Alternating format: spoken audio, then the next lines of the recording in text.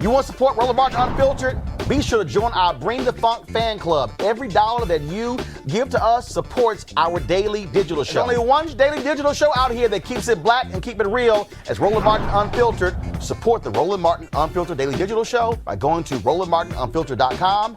You can make this possible. All right, folks, let's talk about what's happening when it comes to police. Across the country, police officers are being given the power to enforce social distancing laws. Yet we've been showing you these videos of what happens when you're black compared to when you are white. Videos are frankly devastating, and in fact, I'm going to pull up one of the videos that, again, it's just crazy. It's crazy what we're seeing as to folks. If you actually have the video, go ahead and roll it, folks. One of the latest videos, I was on the page of Tamika Mallory, and she was showing the video, and again, where these cops were just pummeling this African American when it comes to social distancing. But again, please show me and let me know if I've missed it. Show me the videos of white folks have been beaten. Now, here's what happened here. Okay, just so y'all know, there was a woman named Rebecca, who's an attorney. She posted this video. Just so y'all know, okay, what did the man say? Okay, this is what he said. He told a police officer, "Suck my dick." Y'all, that's not illegal. That's not illegal. Now, is it disrespectful? Yeah. But that's now? Oh, now I'm going to beat somebody down and take, really? Is that where we are? It's crazy. Joining us right now is Elie Mystal, Justice Correspondent for The Nation. Elie, glad to have you back on the show.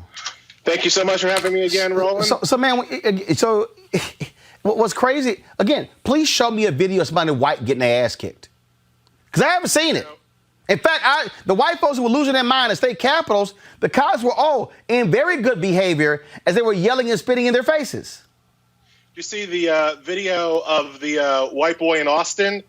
The park ranger in Austin was explaining to this white kid and his friends about the social distancing rules, and the white kid just shoved the officer, the ranger, into a lake and then ran away. And the officer just kind of got up out the lake and slowly walked after him. Apparently, eventually they arrested him, but let you look like me and you try that, right? Right. You're not going to have a smiling mugshot. Yeah, we push a ranger in the lake. Trust me, they coming out the water shooting. Right? They'll dry off that gun real quick. Right. Look, this is a thing that I am worried about generally as the country opens back up and as we try to get back to normal after during this coronavirus pandemic, because normal for black people is already involves being in mortal danger when you are within 6 feet of a police officer. I'm actually playing the video right now you're talking about, and this is the video here where the park ranger is explaining lake rain, everything. All of a sudden, you're going to see on the right side, watch this, y'all. Here it comes. The dude literally pushes him in the water, and the other people, they're standing around, and the kid sort of takes off, and the ranger gets out, and as you say, it's gingerly, walks over. Yeah, that ain't happening if it's... Oh, man. Way harsh, Ty, like that. Yeah. So I think that when you look at how cops are going to treat us as we get back out there, as we get back to normal, now that they have this new power to harass us over following social distancing guidelines and regulations, the same kind of racially biased policing that we've seen for the past 400 years. It's going to continue here in the year 2020 as we get back out there from coronavirus. What you're going to see is, and we've already seen videos attesting to this, right? We're going to see white people flaunting the rules, white people congregating closer than they're supposed to, while cops kind of gently explain to them and try to implore them and encourage them to follow the rules. You're going to see black people violate the rules in minor ways and catch a beatdown, or worse. We're gonna see cops use the violation of social distancing rules, not only to justify brutality, but certainly to justify arrests, charges. People are going to go to jail. And as we know, just because of the country we live in, a percentage of those people who are stopped and harassed by the police will end up being shot. Police will say that they resisted arrest or they were disrespectful or whatever, but a percentage of black people who violate social distancing rules will be shot by cops, whereas white people who violate those rules will get warnings from cops. And when you listen to these explanations that are being offered, they're frankly weak. They're weak, and you cannot show, oh, yeah, well, the black people were resisting, but the white people are like, oh, it's okay, sure, give me a mask. I don't see how you can resist more than getting you and your buddies in a truck full of guns and rolling to the state capitol. Like, I don't see how you can resist more than that. You don't see black people doing that, right? It's not like black people don't own guns, but you don't see us, like, rolling with our homies up on the governor to, like, protest the fact that we can't go to the barbershop no more. The unequal treatment in the society is all over the place for anybody willing to look. And the thing that kind of I can't use the word shock because I'm way too old and way too black to be shocked, but I am consistently disappointed with the level of leadership we get, not just that of crazy Washington man with his lies and misinformation, but even in red states, even from blue states, even from Democratic governors, even from Democratic mayors, right? This guy that we were talking about earlier that got beat down this week, and this happened in New York City. And if you can't rein your police in New York City, what's going to happen to black people in Flint? What's going to happen to black people in Austin, where this white boy was pushing park rangers in the fountain? What's going to happen to black people in Orlando? What's going to happen to Hispanic people in East LA? If you can't make this right in New York City, you're not going to be able to make this right anywhere. Well, it is something that we have to keep watching, and we got to be more prevalent. Look, and I get the whole deal with social distancing, but that is not a license to beat the hell out of black people.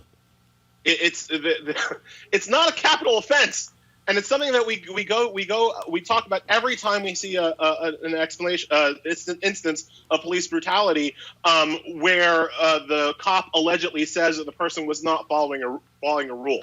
There are lots of rules violations that are not capital offenses that shouldn't result in a person getting shot or beaten and put within inches of their life. In the justice system, which I cover, even if you are accused of violating a rule, you're supposed to have your day in court. You're supposed to present evidence on your side. You can't have that kind of justice when it's meted out by a cop on the street who simply decides that it's your time in the barrel. And so again, I just emphasize that not only do we have to be vigilant in terms of the media, like I'm so glad that you are covering it, Roland. There's so many media outlets that don't cover the kind of unequal treatment that we face. So not only do we have to be vigilant in terms of covering in the media, we have to demand our political leaders do better, right? If de Blasio in New York holds the leash on the cops, we got to demand that he yank it when the cops start beating us up over some trumped up social distancing charge. Elie Mystal, I appreciate it, man. Thanks a bunch. Thank you so much, Roland. Have a nice one. Craig, thank you very much. I want to go to our panel here. Kelly, look, I mean, he's right. Leadership must lead. And unfortunately, what you have mayors who don't want to get on the bad side of police unions, so they don't say anything. But not only do they not want to get on the bad side of police unions, it really just feels like they don't want to get on the bad side of white people, because it is those people, honestly, with the exception of a few people of color who have a racial bias, who are committing these offenses against citizens. So citizens who are black specifically. So for me, the history of policing in this country being, self-deputized white people, translating that into 2020 with, cops who still have a racial bias, picking on black people and other people of color, I can't help but feel that these municipalities and bureaucracies across the country still ascribe to that line of thinking, in that if it's white, you are right. And it's unfortunate because our country has diversified greatly since that time, but we still ascribe to that old way of thinking. Not that it was right in the first place, but it should be even less acceptable today. Melly? This is something we've seen several instances of this just around the country. And that's why I'm one of those, and I've seen people share it on Facebook a lot, but that's why I've been careful. I haven't shared anything about what's been happening in Chicago and other places that people have been criticizing, because we do respond to that in ways differently than we do people who decide to go to a beach. Twerking party versus beach. Both of them threaten, or, from what we understand, can threaten the lives of people around you, but they're covered differently. So with what happened here in New York, I'm glad he actually said something that I was thinking about earlier on, that it doesn't matter if you are in a red state or a blue state, these type of things happen all the time. And what we need to do, whether if it's a Republican governor or a Democrat governor or mayor, for instance, what we need to do is make sure that we're actually challenging them to make sure that whatever sort of reforms, whatever sort of the attention, whatever sort of training that can go on, that's something that we need to focus on. But another part of that is what I'll say is just as far as us, we, black people, black folk,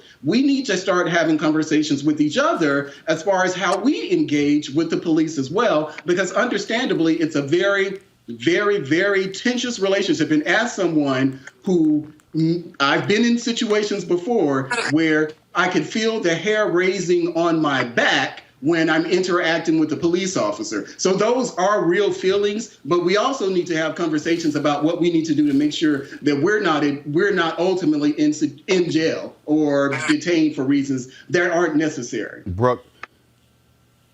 I don't know. I wish that there was something that we could do. I think people are already having those conversations, with their children specifically.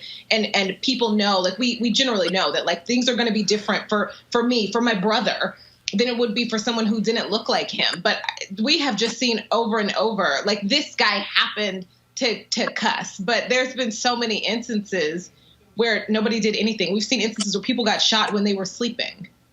I wish that there was some way we could fix this by our behavior, but there really isn't. I think it's like a pipe dream. No. This has nothing to do with us.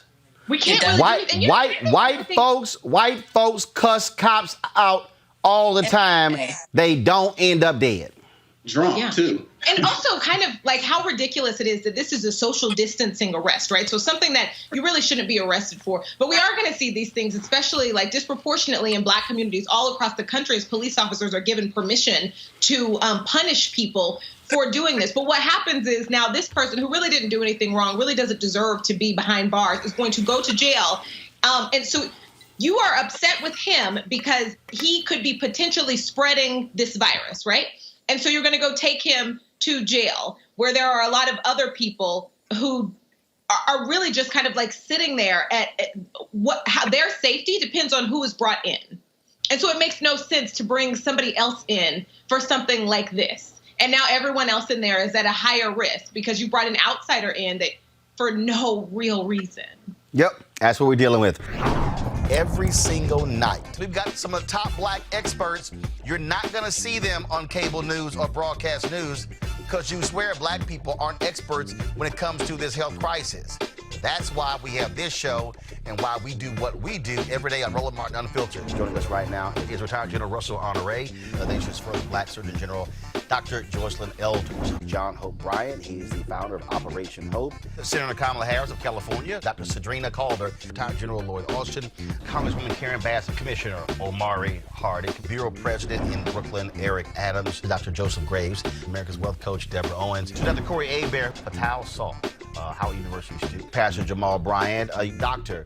Christy McDowell, Benja Ajilore, senior economist at the Center for American Progress, Gilda Daniels, again, author of the book, The Crisis of Voter Suppression, in America. 4 stars, General Kip Ward. Dr. Oliver Brooks is president of the National Medical Association, president of the American Medical Association, Dr. Patrice Harris. Joby Benjamin, Dr. Alexia Gaffney, infectious disease specialist. Dr. Georges Benjamin, executive director of the American Public Health Association. Malcolm Nance, family medicine physician, Dr. Jen Caudle. Dr. Tashaka Cunningham, a molecular biologist. Kat Stafford, she's a national race and ethnicity reporter for the Associated Press. Dr. Wayne A.I. Frederick, who is the president of Howard University. Congresswoman Yvette Clarke from the state of New York. William Spriggs, AFL-CIO economist. Andrea James, executive director of the National Council for Incarcerated and Formerly Incarcerated Women and Girls. All right, let's go to Capitol Hill. Congressman Gregory Meeks, Congresswoman Eddie Johnson of Texas, Congresswoman Barbara Lee, Minnesota Senator Amy Klobuchar, mental health clinician Jamie Singletary, Prince George's County State's Attorney Aisha Brayboy, as well as Dylan Hayrie, ACLU Justice Division strategist. Dr. Cindy Duke, she is a virologist. Principal Steve Perry of Capitol Prep. Health and wellness specialist Dr. Yolandra Hancock. Desmond Meade, president of the Florida Rights Restoration Coalition. Cliff Albright, who is the co-founder of Black Voters Matter. Michael Harriet with The Root. Mina McWhorter, founder of Love by the Hand. Dr. Julianne Malveaux, economist, president, Emerita Bennett College. Coroner Michael Fowler is the mayor of Atlanta. Keisha Lance Bottoms, mental health therapist Suzette Clark. Justin Gibney, attorney and political strategist, and Bishop Vincent Matthews Jr. Dr. Suzette McKinney, CEO and executive director of the Illinois Medical District. Dr. Leon Madugal, president-elect of the National Medical Association. Jana Bailey, mayor of Moss Point, Mississippi. Mario King. We're going to keep driving this thing to make sure our people are fully aware, safe, protected from coronavirus. You're getting the top medical experts, the top business experts, top political experts, top religious experts, because that's why we do what we do. Unapologetically and unfiltered. Ain't nobody else in the black media space doing what we do. Watch Roland Martin Unfiltered daily at 6 p.m. Eastern on YouTube, Facebook, or Periscope, or go to RolandMartinUnfiltered.com. Support the Roland Martin Unfiltered Daily Digital Show by going to RolandMartinUnfiltered.com. Our goal is to get 20,000 of our fans contributing $50 each for the whole year. You can make this possible. RolandMartinUnfiltered.com.